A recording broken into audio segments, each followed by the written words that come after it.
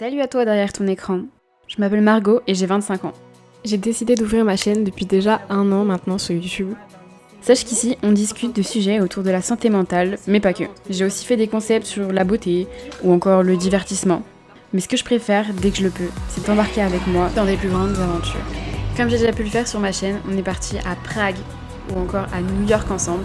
Et cette année, c'est à travers ce documentaire que tu vas pouvoir d'ailleurs visionner dans quelques instants, qu'on va vivre ensemble toutes les aventures possibles et où je vais pouvoir te livrer mes meilleures anecdotes sur mon voyage, qui je pense t'aideront beaucoup si toi aussi tu as prévu de faire le même que moi. On est bien là. Alors c'est parti pour un voyage à l'autre bout du monde. Prépare tes plus belles running et ton meilleur SPF et bienvenue en Indonésie.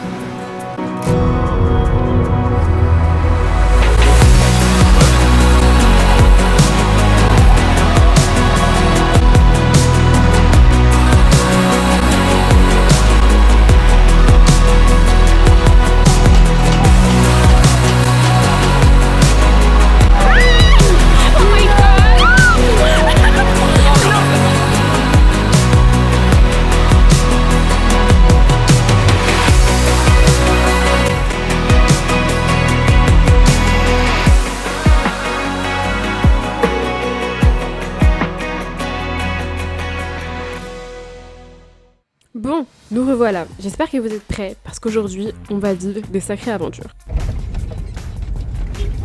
L'année dernière, on a été ensemble de Jakarta jusqu'à Yogyakarta. On a passé quelques jours à visiter certains temples.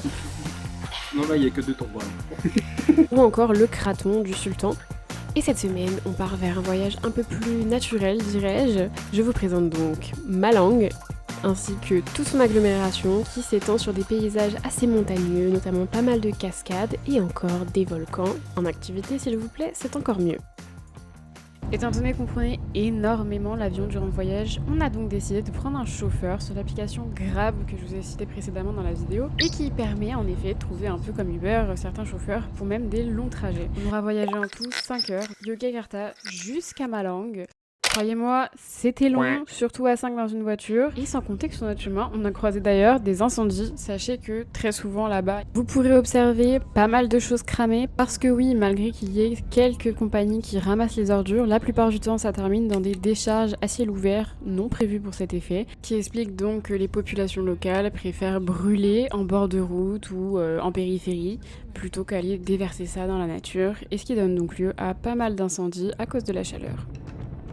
Nous arrivons donc à notre hôtel, et pas n'importe lequel, étant donné qu'à défaut d'aller faire un voyage au Japon, ça coûtait moins cher d'aller en Indonésie.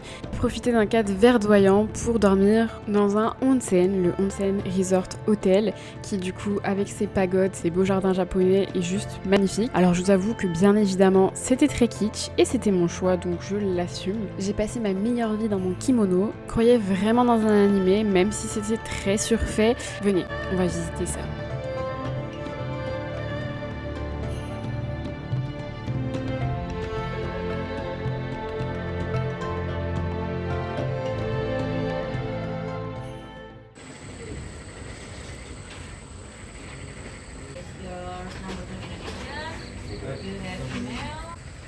C'est nos bagages qui montent et actuellement c'est compliqué. On est enfin arrivé, bordel! Ah, mais ça va vite!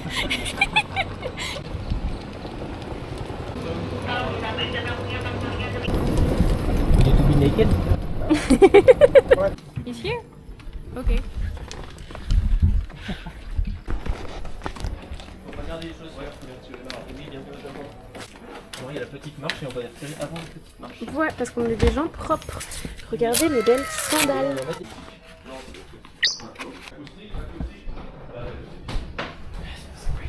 Les gars, par contre, faut pas laisser des lumières allumées comme ça. Ça sent le popcorn. Oh, et on a un jacuzzi. Rien, moi aussi. Il est où mon kimono? C'est génial. C'est trop immersif. Je kiffe.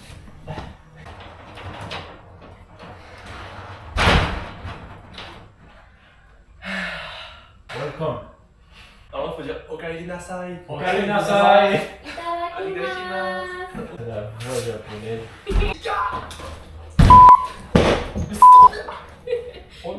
Allez, un petit tour. Les gars, regardez, toilette traditionnelle japonaise avec la cuvette qui se chauffe. Pas du tout, on est en Indonésie. Encore une fois, l'acoustique, hein. Eh, vous avez déjà vu ça? Vous l'avez déjà vu? Je pense que ouais, mais vas-y, faut le remontrer. Le jacuzzi, hein, bien sûr, bien rempli comme il faut. Là, on peut s'installer si par hasard on peut mettre la perche dedans. Nickel, carré. Tu peux faire des ombres japonaises maintenant. Oui, japonaise, ouais, de ouf. Tiens, je te rends ton perche. Mais c'est pas un micro, hein.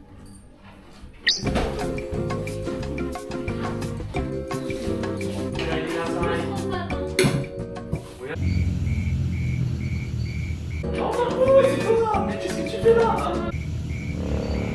Maintenant, attends, par contre, ça fait par là, japonais. Twista. Non, Twista. Si seulement on avait su qu'on serait réveillé 3 ou 4 fois la nuit par toutes les mosquées du coin, on aurait peut-être moins rigolé jusqu'à 1h du matin. Bon écoutez, comme vous avez pu le voir, je pense que on est bien arrivé au Onsen Resort. C'est super sympa. Alors voilà, on a l'impression vraiment d'être au Japon. Il y a des petits trucs partout, il y a un grand onsen où tu peux te baigner, il y a un bon petit déjeuner, un petit pont, enfin bref, il y a tout ce qu'il faut. Mais c'est ultra kikou vraiment. Après je m'y attendais parce que bah on n'est pas au Japon dans tous les cas, hein, j'ai envie de dire. Mais je me disais que voilà, moi c'était mon rêve aussi d'y aller un jour, donc étant en Asie ça pouvait être cool. Actuellement il y a des gens qui font du parapente juste derrière nous, en fait on est entre les deux montagnes. Et du coup ouais, c'est vraiment très, j'allais pas dire calme, parce qu'en vrai on s'est réveillé plusieurs fois cette nuit, il y a une mosquée qui est juste en face, vrai plaisir pour les oreilles, 4h du matin. Petit côté il est super sympa, nous on est dans le Shibuya, ce sera à l'envers mais c'est pas grave. Et du coup, voilà, là on va passer la matinée ici. Puis ensuite on va aller sur la ville d'à côté qui est donc Malang. Et là où il y a plein de choses à faire, il y a notamment un bidonville à visiter qui est le Rainbow Village. Le soir, là on est donc sur Batu en fait, qui est un petit village à côté de Malang. Leur journée se termine très tôt et ils se lèvent aussi très tôt. Mais donc voilà pour le petit endroit où on dort actuellement. Enfin voilà, vous voyez, c'est très... Voilà. Tout est fait pour que le Japon soit représenté, notamment des petits spots photos, tu peux louer des petits vêtements traditionnels, etc. Autre chose, hier soir on a eu la surprise, je vous mettrai des images, de trouver encore une blatte dans la salle de bain, voilà. Par contre, faut pas filmer ça. Faut pas de preuves, Margot. Vous voulez pas juste le prendre et le mettre dehors? Premier animal qu'on voit, enfin non, deuxième dirais-je, parce que quand on a fait le premier soir on arrivait à Jakarta, dans le sauna, il y avait aussi une blatte. Voilà, je ne sais pas comment elle s'est retrouvée là, mais c'est vrai que c'est pas les petits cafards de chez nous, hein, ils sont bien comme ça. À part ça, sinon honnêtement, j'ai rien vu de plus que ça niveau animaux. Mais voilà, on a quand même une vue de malade par contre sur toute la montagne. Mais contrairement à ce que je pense, à ce que je pensais en tout cas, c'est pas comme en France, à la montagne le soir tout le monde dort et c'est calme. Ici vraiment, il y a tout le temps du bruit. Toute la nuit, il y a eu putain de bruit. Obligé de dormir voilà, avec des boules caisses, un masque, etc. Parce que du coup, comme c'est des maisons traditionnelles japonaises, il n'y a pas de volets, pas de fenêtres. Donc il fait extrêmement jour dans toutes les chambres. Ah ouais? En Bretagne, il y avait beaucoup de vent. Nous voici donc descendus de Batu, là où nous dormons, vers Malang, une grosse ville, la deuxième plus grosse d'ailleurs de l'île de Java, avec 3 millions d'habitants. C'est assez connu pour sa cuisine et certains quartiers très animés, notamment celui-ci que nous allons visiter ce matin, qui est donc un des bidonvilles les plus colorés que vous pourrez voir je pense. Non loin du volcan Bromo, vous pourrez donc trouver cette partie de la ville ultra colorée qui a une histoire très spécifique, notamment vue dans pas mal de voyages de personnes qui font des tours à Java. J'ai voulu m'y aventurer et j'avoue que l'expérience était assez particulière.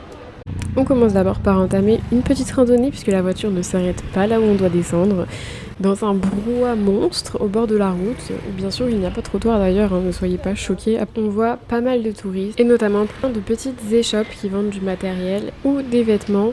Et ce sera d'ailleurs une des dernières rues commerçantes qu'on verra avant d'aller à Bali, la petite île où tout a été construit pour les blancs européens. On continue donc notre chemin et on rentre par un genre de pont. On sera d'ailleurs étonné de nous voir faire payer l'entrée du bidonville et on nous expliquera ensuite pourquoi il fallait participer à sa visite. Vous avez confiance en ce pont? Moi j'ai vraiment pas confiance. Bah, il faut avoir confiance, c'est des artistes qui l'ont fait. Et ça glisse. Ah ouais, c'est bien glissé hein. Ah vous me faites peur, putain, je marche littéralement dans le vide. Donc du coup, pour la petite histoire, en fait, de base, ce sont des anciennes maisons qui du coup n'étaient pas du tout collées comme celle-là. Et en fait, il y a un ancien militaire qui habitait ici et qui a décidé de repeindre sa maison suite à la fin de la guerre, colorée. Et du coup, au final, c'est très répandu. Toutes les maisons ont été faites comme ça et ça a amené beaucoup de touristes. Du coup, ils ont continué à les entretenir, etc. Et maintenant, c'est des marques en fait qui sponsorisent ce village et ou des locaux qui font les rénovations. Du coup, il y en a un peu partout. Il y a vraiment plein de gens qui vivent là. Genre, il y avait des portes ouvertes, des gosses au sol, des animaux, tout ce que vous voulez. Et c'est vrai que c'est un peu intimiste de se balader chez eux, mais bon.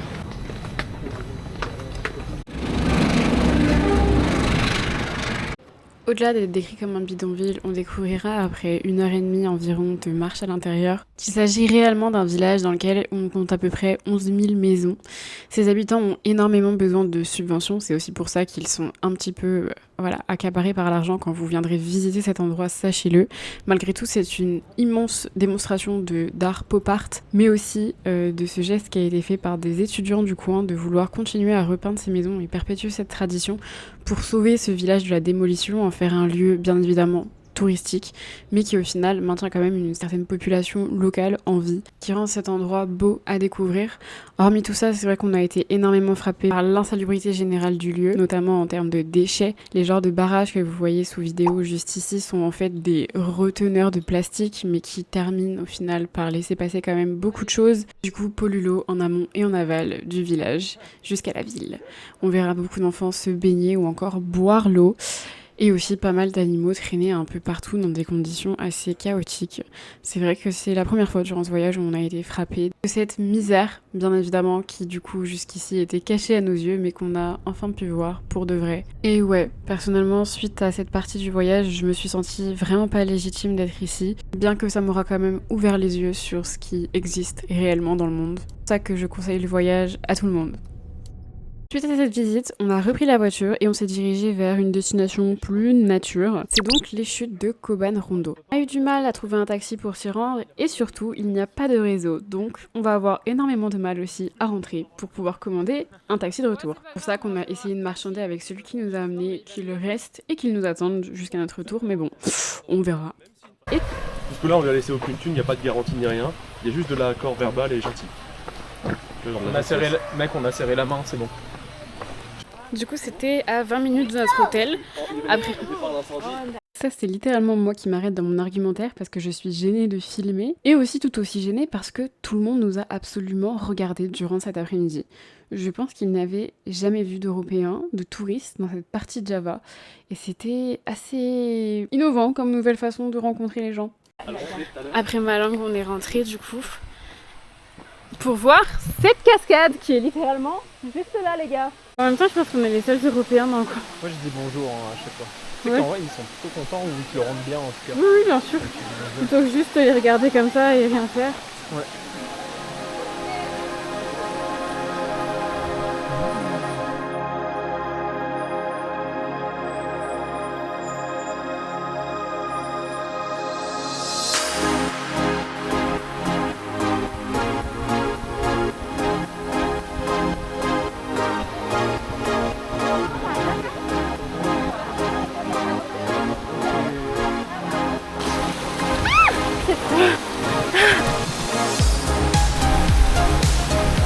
On est en pleine séance photo. Oh, qu'elle est jolie. Allez, squat. Qu'est-ce qu'il faut pas faire, sérieux? Si vous allez en Indonésie, je vous prie, investissez dans un drone. Vraiment, vous aurez des images de fou. Et en plus, là-bas, en termes de restrictions, etc., c'est beaucoup plus cool qu'en France. Donc, vous pourrez vous amuser à faire des super panoramas. Cette vidéo en est la preuve.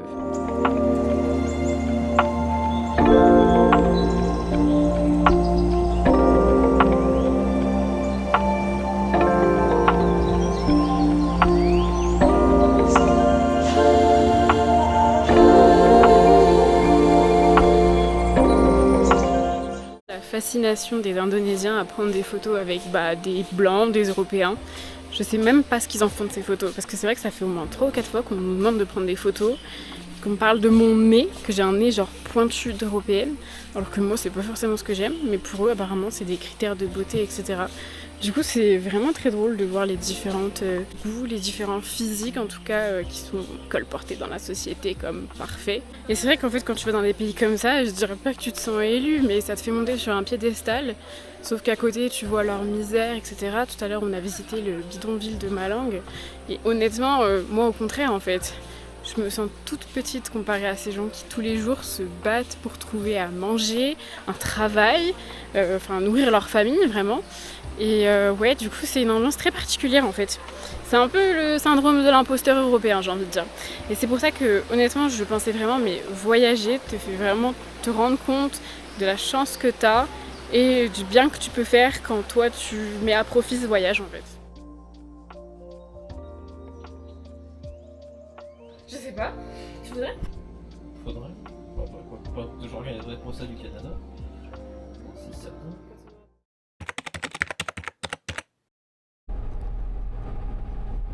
Et oh toi là, ouais j'espère que tu t'endors pas. Parce que les prochaines heures vont être, comment dire, assez cruciales pour nous. Tu sais, il y a ces moments en vacances où tu as envie d'expérimenter des choses, c'est-à-dire faire des activités cool, histoire de te sentir un peu vivant. Et celle qu'on a choisie, c'est-à-dire escalader le mont Bromo, s'avéra être une sacrée expérience. Incroyable en termes de paysage, mais alors Dieu sait que on a eu mal au cul. On a réservé sur la plateforme Get Your Guide un petit tour pour monter en jeep jusqu'au mont Bromo. Alors on s'attendait à faire de la randonnée, au final on en a fait mais sur plutôt du plat.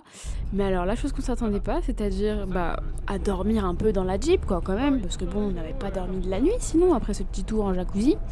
Et alors je te mets des petits extraits tout de suite de notre moyen de transport. Oh, il y a un truc qui est cassé là. C'est l'épaule de Tristan. Le problème, c'est qu'en vidéo, elle est... En parlant de braquage, On est prêt là. je pense pas que c'était un raccourci. Oh là, ça va bien secouer là. Mais il le fait exprès, c'est pas possible, arrêtez. Je pense que ça m'amuse. Ouais, non mais il veut vraiment que je le refasse. Pour le C'est kiff, hein. quoi. Honnêtement, la graisse qui protégeait mon cul m'a jamais dit autant merci. J'ai ravalé toute ma salive quant à la conduite de notre chauffeur et à l'état dans lequel on est arrivé là-bas. Enfin arrivé en haut les gars. Il est quelle heure ? 3h et des patates je crois. 3h26. Enfin arrivé en haut, on a pissé entre deux jeeps, bien que Tristan il avait si timide et n'ait pas réussi à... 5 minutes vers là-bas. Tu vas devoir faire tout de suite ton plan. Du coup nous attendons enfin le lever du soleil au bout d'une rue marchande à 2200 mètres d'altitude. Un vrai plaisir. Le programme était simple et c'était à peu près toujours le même pour toutes les personnes qui voulaient monter la montagne. Quelqu'un venait te chercher en jeep dans un lieu assez commun, nous c'était McDonald's, voilà, je sais pas si vous connaissez, à 23h. Et puis ensuite on roulait pendant quoi 2-3 heures, cul à cul, parce qu'on s'attendait pas à être au moins plus d'un millier à vouloir monter sur cette putain de montagne de nuit. Quelle idée bordel. Tout pour admirer un lever de soleil dans un des plus gros froids de canard. Pas au courant ni préparé à ce qu'il fasse aussi froid. Je vous le dis, spoil, ils vendent des bonnets, dis-toi, en haut de la montagne. Les gens se les gèlent. Mais enfin bref, on a quand même vu une meuf qui a pris des photos d'ailleurs d'elle en brassière. Bon, écoute, faire des vues sur TikTok, c'est clair que c'est pas cette vidéo qui fera autant de vues qu'elle, mais bon. Je vous laisse donc avec notre récompense, ces plus belles images d'un lever de soleil que j'ai pu voir de toute ma vie. Qu'on a vu, subi, apprécié, mais surtout adoré.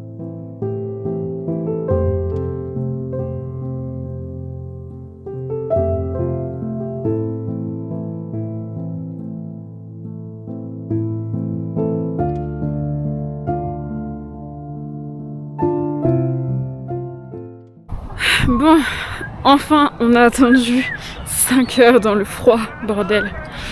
Mon dieu, qu'est-ce qui caille.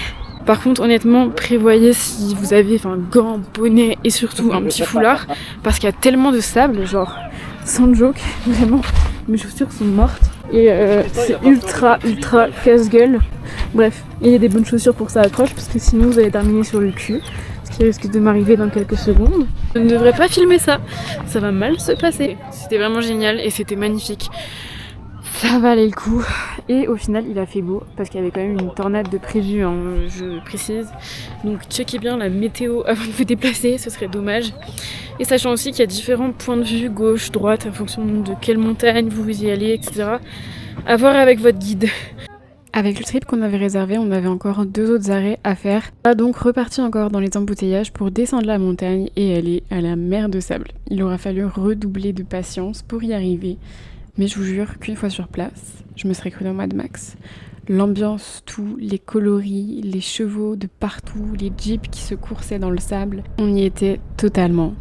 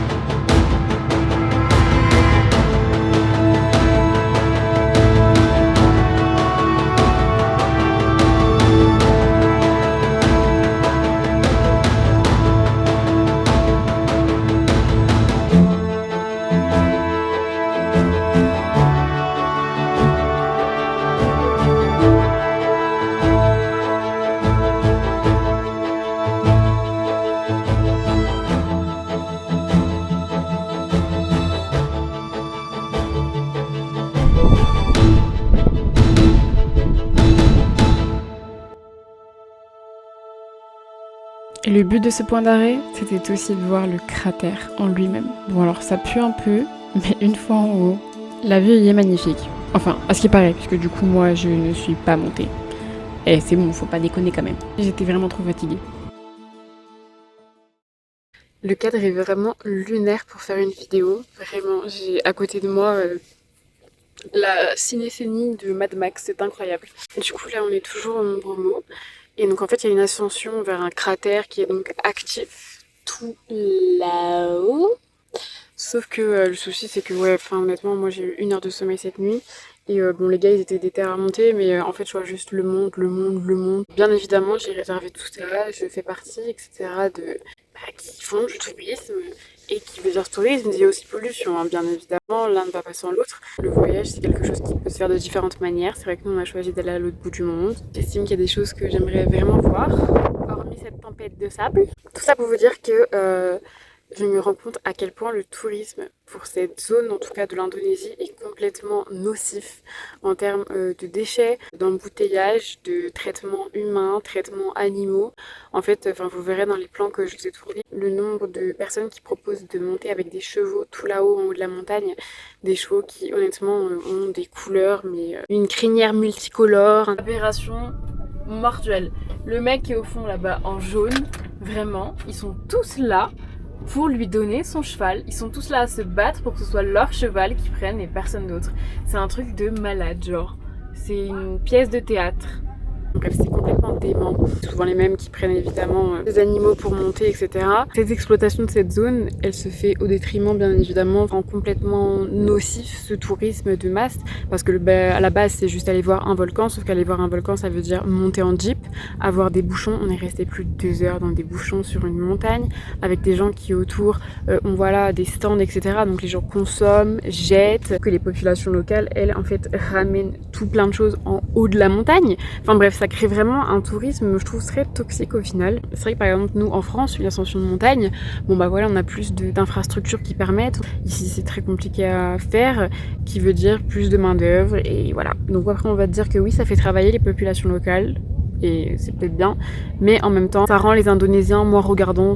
Mes vacances, j'ai vraiment un double tempo qui se crée, parce que je me dis que dans une gestion du tourisme beaucoup plus compliquée avec des moyens beaucoup plus restreints, ça peut vite devenir très toxique et très compliqué pour les populations locales de gérer en fait toutes ces masses de personnes qui viennent voir leur pays.